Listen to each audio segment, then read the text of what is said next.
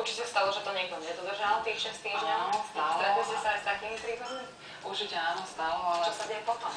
Nemusí sa stať nič, ale každopádne každú maminu alebo každú pacientku, ktorá odchádza po porode z pôrodnice, upozorňujeme, že teda je to spojené s rizikom krvácania, zápalu a tak ďalej. Ale ty spadneš. Situácie, do ktorej sa určite dostať nechce, kedy je svojím spôsobom doma naviazaná... Ninka, to není stolička. Chodila po nejakých doktoroch a absolvovala akékoľvek vyšetrenie.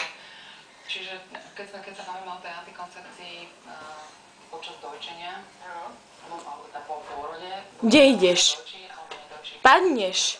Preparáty len s jedným hormónom, a to progesterónom, určite nie estrogenové preparáty, buď teda v tabletkovej forme, alebo vnútromačkovej